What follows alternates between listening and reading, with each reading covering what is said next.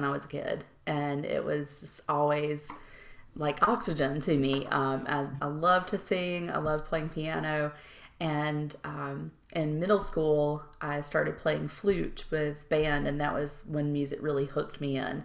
And about that same time, I didn't realize it in the moment that I was dealing with issues around anxiety and depression, but didn't have the language to verbalize that. And back then, we didn't really have as much awareness around teenagers going through that kind of stuff. So I use music to cope with that, and listening to music, and then also playing music. And I feel like playing a wind instrument was especially beneficial for me, and still is, because you're having to take deeper breaths, you're extending your exhalations, and you're getting into the groove of music. And then playing with an ensemble is another layer of that sense of comfort and belonging. Yes, So absolutely. that's really when music hooked me in. Oh my goodness. I'm so glad I asked you that. That's wonderful. Thank you for sharing that. That's a wonderful point right there. Is You're we welcome. know that the benefits of deep breathing are calming for the nervous system, calming for the mind. And I did not make that connection, but wind instruments and then facilitating that deep breathing for calming the nervous system, calming the brain and body. That is wonderful. And then also that sense of that community, that sense of belonging when you're playing with a group of people or you're playing with other musicians. Yeah. So Yeah. that I can see the importance and the value of that for sure. So Thank you. music really started. So you are a music therapist, but music really started long ago as your own personal therapy. Yeah, absolutely. Wonderful. That is wonderful. Okay. So now I want to hear about Carolina Music Therapy and how you started that and what services and programs you have available if you'd like to share. Sure thing. So I started Carolina Music Therapy in 2018. And at that time, I had been a music therapist for about 8 years. So I had initially majored in flute performance in college, graduated, spent a few years working in different jobs, and then had a back injury and found myself using music to cope with the pain and the frustration of doctors not being able to figure out why I was still experiencing pain, and questioning my own reports of pain, Very and me frustrating. Yes. questioning my own, like, how is this going to pan out? Am I going to feel like this forever? Yeah. So I found myself using music to cope with pain, met someone that was in the first incoming class for the music therapy program at Converse College, now Converse University. And so went to school for music therapy, completed those requirements as an addendum to my degree, and started working from there with some different populations, and psych and community mental health, and high schoolers and alternative school program, and some other populations. And then started working in long-term care and worked with people with dementia and skilled care communities, assisted living, and really grew into that role and worked as an activity director for a few years. And working as an activity director gave me a lot of flexibility and implementing other creative approaches too. But because I was being pulled in a lot of different directions in a managerial position, I didn't get to implement music therapy in ways that I'd hoped in that position. So I really missed that work and that kind of connection, and I decided to start offering that on weekends, and started my private practice from there on Saturdays. And so I worked on weekends for probably like 9 months or so, and joke about it, being birthing a business baby, because it was about the same amount Sure. of time. But I really I missed the work, and I thought, well, I'll start this and kind of see where it goes. And word of mouth spread, and I started adding communities until my Saturdays were filled up. And then I had opportunities to do other work that had to be Monday through Friday. Mhm. And so I finally made that leap. But that was kind of the story of how I started my private practice, and how it came into being.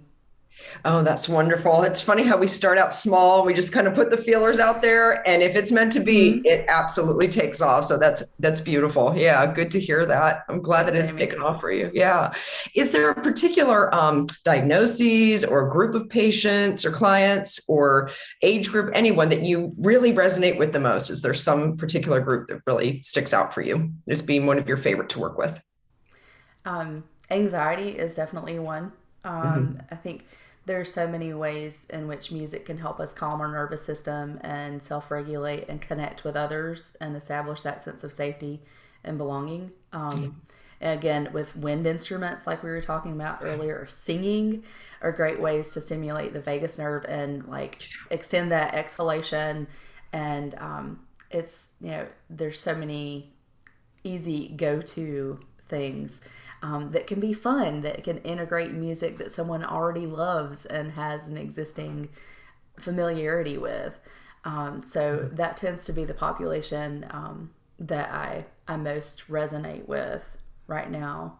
Okay. Yes. And I love that you mentioned the vagus nerve. Thank you for bringing that up too. You're raising so many good points. So, You're just so welcome. we know, vagus nerve stimulation helps us flip the brain basically from that stressed out sympathetic nervous system function into calm parasympathetic nervous system function. And that can be done just by vibrating, stimulating that vagus nerve through humming, singing, music, playing instruments, any of these things. So thank you for bringing up that point. That's wonderful. You're I think welcome. it's a really interesting, really a benefit too, that even if you're not playing an instrument, if we can use our own bodies. I teach mindful movement and mindfulness.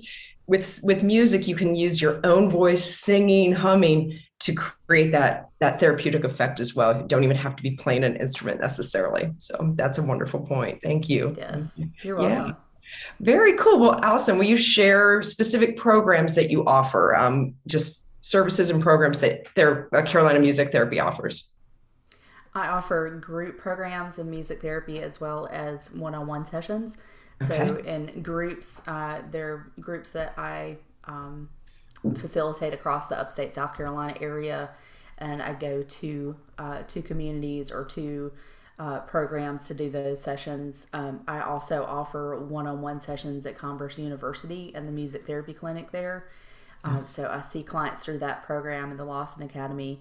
And I recently became trained in health rhythms facilitation. So I'm excited to take that on the road and on Zoom and doing some facilitating of rhythm groups.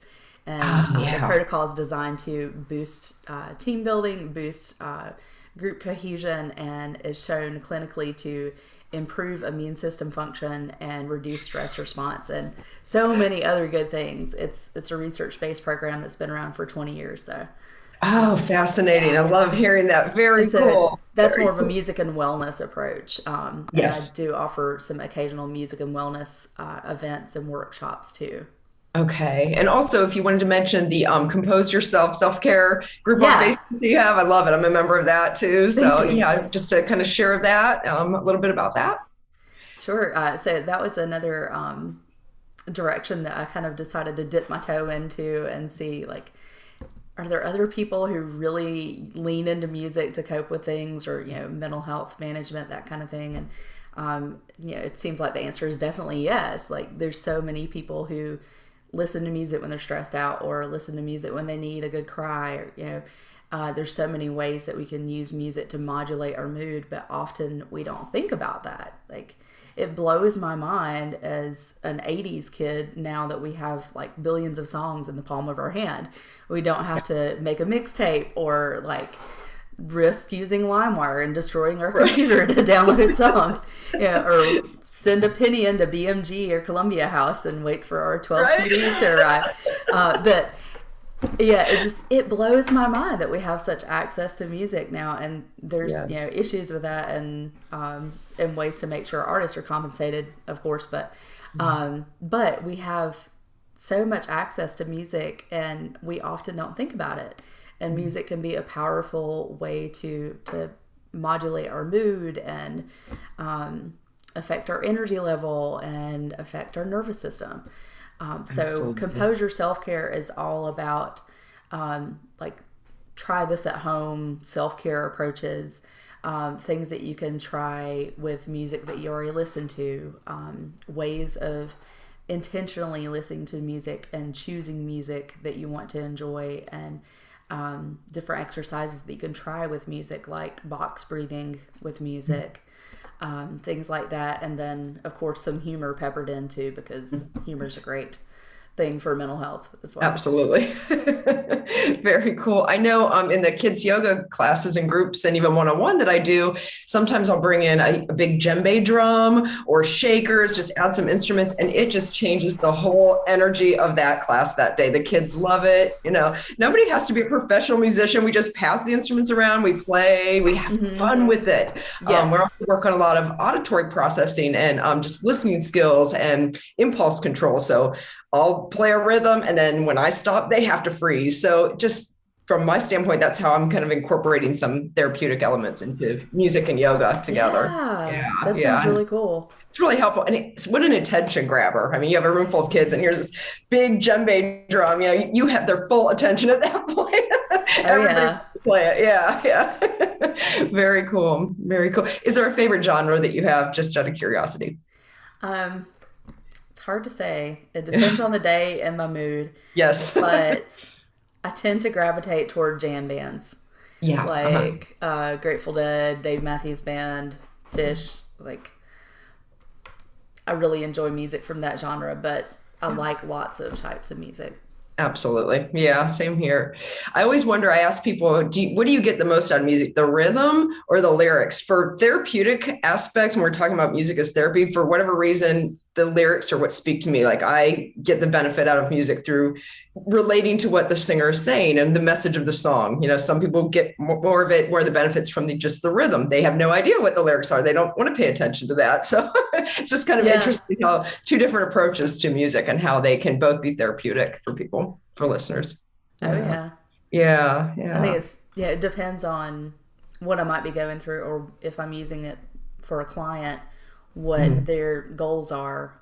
So I've used lyric analysis as an approach before with groups and discussing a song that either is a good example of uplifting lyrics or is a bad example of uplifting lyrics. That can be fun too, to analyze, like discuss lyrics in a song that are kind of like, that's not good.